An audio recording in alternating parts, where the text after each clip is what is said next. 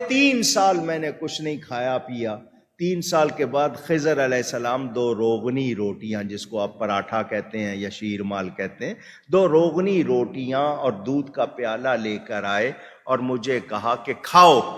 تو غوث پاک فرماتے ہیں میں نے کہہ دیا میں نے اللہ کے لیے کھانا پینا چھوڑ دیا ہے. تو خضر علیہ السلام نے کہا مجھے اللہ ہی نے بھیجا ہے، اللہ ہی نے بھیجا ہے. تو غوث پاک نے فرمایا اگر رب نے بھیجا تو وہ کہے گا تو کھاؤں گا. غیب سے آواز آتی تھی اے عبد القادر تجھے میرے حق کی قسم کھا، تجھے میرے حق کی قسم پی. تو اللہ تعالیٰ نے عالم ارواح میں انبیاء سے ایک اسپیشل عہد لیا تھا، جس طرح باقی انسانوں سے لیا، انبیاء سے اسپیشل، چونکہ وہ دنیا پہ اللہ کے نمائندہ بننے والے تھے. وَإِذْ أَخَذَ اللَّهُ مِيثَاقَ النَّبِيِّينَ، اور وہ وقت یاد کرو جب اللہ نے تمام نبیوں سے یہ عہد لیا تھا، لَمَا آتَيْتُكُم مِّن كِتَابٍ وَحِكْمَةٍ، کہ جب کبھی میں تمہیں دوں گا کتاب اور حکمت، یعنی کتاب اور حکمت یعنی پیغمبر بنا کے دنیا میں بھیجوں. ثُمَّ جَاءَكُمْ رَسُولٌ مُصَدِّقٌ لِمَا مَعَكُمْ، اور تمہاری موجودگی میں ہی اگر کوئی اور رسول آ جائے جو تمہاری تصدیق کرنے والا ہو اللہ کی طرف سے، لَتُؤْمِنُنَّ بِهِ وَلَتَنْصُرُنَّ، تو تمہارے پر یہ لازم ہے کہ تم نے اس پیغمبر کی ضرور مدد کرنی ہے اور اس پیغمبر کے اوپر ایمان بھی لے کے آنا ہے.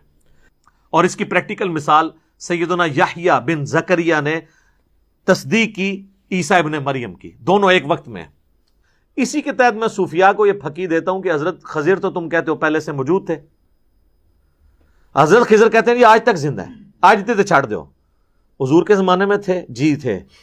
تو جب نبی علیہ السلام نے دعوی نبوت کیا تو سب سے پہلے تو خضر کو آ کے ان کی دعوت قبول کرنی چاہیے تھی نا، کیونکہ ہے کہ جب میں تمہیں پیغمبر بنا کے بھیجوں اور کوئی اور پیغمبر آئے تو تم نے اس کو ویلکم کہنا ہے. تو حضرت خضر نے کہاں پہ، خضر اردو میں بولتے ہیں لفظ خضر ہے، خضر دواد کے ساتھ. یہ کوئی ضعیف روایت دکھائیں کہ حضرت خضر حضور کے پاس آتے ہیں اور کہیں یا رسول اللہ میں آپ پہ ایمان لایا ہوں.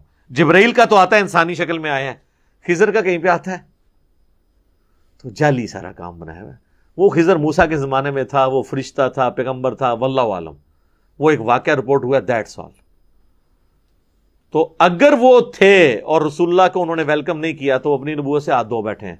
آگے آ جائے گا کہ اگر کوئی میرا پیغمبر آیا اور تم نے اس پہ ایمان نہ لائے اور یہ عہد توڑ دیا تو تم فاسق ہو جاؤ گے. تو یہ خضر کو فاسق کروانا چاہتے ہیں. اچھا خضر بھی ان کا جو ہے نا، ان کا خضر وہ اتنا ہوشیار ہے، حضور کے زمانے میں غائب، غزوہ بدر میں غائب، احد میں غائب، قادسیہ یرموک میں غائب، بعض جا کے بابیانوں پہ ملتا ہے. وہ بیسیکلی شیطان ہے جو انسانی شکل میں ان کو ملتا ہے. میں نے خضر کے اوپر پورا لیکچر دیا ہے اور اس کا طریقہ ہے جس کو آگے ملتا ہے وہ لا حول ولا قوت الا باللہ پڑھے، غائب نہ ہو جائے مجھے آگے پکڑ لیں.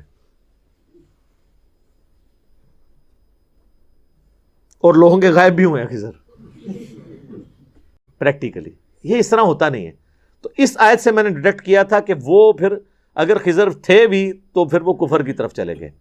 پھر انہوں نے اس کا حال نکالا، وہ کہتے ہیں خضر تو پیغمبر ہے ہی نہیں تھا، وہ تو اللہ کا ولی تھا. ہم کہتے ہیں قائم رہنا اس بات پہ بھی، یہ تو اس سے بڑا خطرناک کھیل کھیل رہے ہو.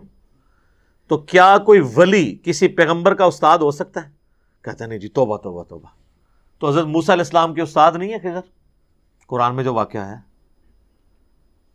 اور بخاری مسلم میں پوری ڈیٹیل ہے، میں نے اس پہ ویڈیو بھی قصہ موسیٰ اور خضر ریکارڈ کروائی ہے. اس میں حضرت خضر کہتے ہیں کہ اے موسیٰ، اللہ نے بعض علوم آپ کو ایسے سکھائے ہیں جو مجھے نہیں سکھائے، اور بعض علوم مجھے ایسے سکھائے ہیں جو آپ کو نہیں سکھائے. تو حضرت موسیٰ کہتے ہیں میں آپ سے وہی تو سیکھنے آیا ہوں. تو مجھے بتائیں، اگر کسی مسلمان کا یہ عقیدہ ہے کہ پیغمبر نے جا کے بابوں سے سیکھنا ہے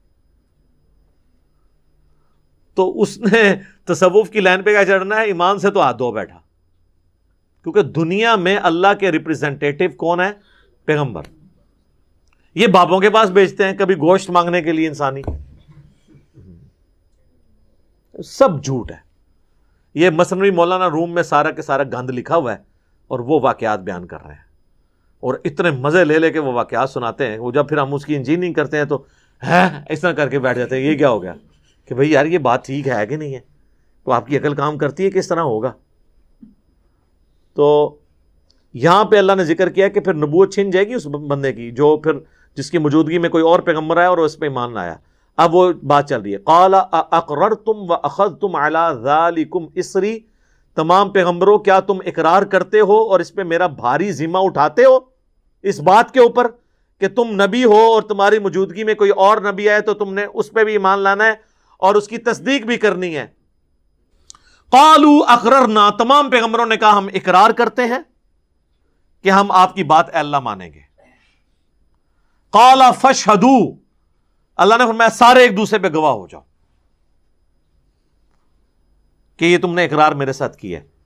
وَأَنَا مَعَكُمْ مِنَ الشَّاهِدِينَ, اور میں بھی گواہوں میں شامل ہوں. اللہ اکبر, اللہ کہہ رہا ہے میں بھی گواہوں میں شامل ہوں کہ تم نے میرے ساتھ عہد کیا ہے. فَمَن تَوَلَّى بَعْدَ ذَلِكَ, اب بھی اگر کوئی پھرا نہ اس کے بعد, فَأُولَئِكَ هُمُ الْفَاسِقُونَ, تو ایسے لوگ پھر فاسق ہوں گے. تو ایسا کبھی ہو نہیں سکتا کہ ایک پیغمبر کی موجودگی میں دوسرا پیغمبر آئے اور وہ اس کی مدد نہ کرے, ورنہ اس کی نبوت گئی. اس لیے میں کہتا ہوں خضر کی نبوت بچا لو اگر اس کو زندہ رکھنا ہے, تو کہو کہ وہ حضور سے پہلے ہی فوت ہو گیا تھا, ورنہ نبوت گئی اس کی.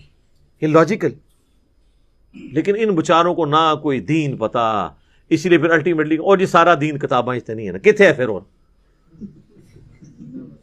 کتاباں سے نہیں تو پھر کتنے ہے, سینے سے بھی نہیں رہا جی.